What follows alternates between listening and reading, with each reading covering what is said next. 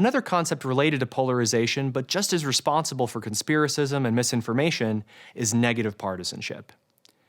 Negative partisanship refers to people caring less and less about achieving policy victories in line with their preferences and party affiliations, and more about denying victories to their perceived political opponents.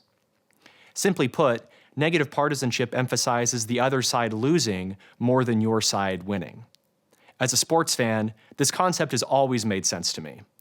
I'm a big fan of college football, and my team is the Oregon Ducks. And while I'm always disappointed when Oregon loses a game, it's far worse to lose to my team's biggest rival, the Washington Huskies. And while it sounds petty, there are times when I'm happier to see Washington lose one of its games than for Oregon to win one of theirs. I'm confident there's nothing wrong with this attitude in the context of sports. It's not that I dislike people who went to the University of Washington or even their fans. It's that my support for the Ducks can easily translate into actively rooting against the Huskies, even in games where Oregon has no stake in the outcome. Ask a fan on either side of sports' biggest rivalries: Yankees versus Red Sox, Duke versus North Carolina, Alabama versus Auburn, Ohio State versus Michigan, and I imagine you'll hear a similar story. But when this kind of attitude is applied to politics, something we inevitably do together for the sake of our collective and civic well-being, it quickly becomes untenable. It's not enough to think those who disagree with you are wrong in terms of policy ideas. You begin to think they are actively seeking to undermine the health and structure of our government and political system. Republicans think Democrats are socialists and perhaps even communists, people who hate freedom and want to use the power of government to crush religion and morality at the altar of secular humanism. Democrats think Republicans are authoritarians and even fascists, people who hate diversity and want to use the power of government to crush pluralism and equality at the altar of Christian nationalism.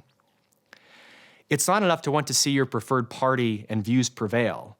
You want to see the other side, who you increasingly view as evil, suffer as much as possible. In this environment, there are far fewer incentives to compromise with the other side. Politics becomes a zero-sum endeavor, where ceding any ground is evidence of weakness among our elected representatives and punished accordingly at the ballot box. The cycle continues, and the problem deepens. How did we get to this point? In many ways, this comes back to polarization. While Americans are politically polarized, there is a lot of evidence that we are also socially polarized. In her excellent book, Uncivil Agreement, Liliana Mason shows how the American people are increasingly separated by not just politics, but by all manners of culture and society. This includes important things like religion and class, but also otherwise benign things like entertainment and restaurants. In short, we have fewer and fewer things in common with those with whom we disagree. With disagreement comes alienation, and alienation, fear, and fear, distrust. And with fewer ties binding people who disagree politically, American society is drifting further and further apart from the collective foundation necessary for successful self-governance.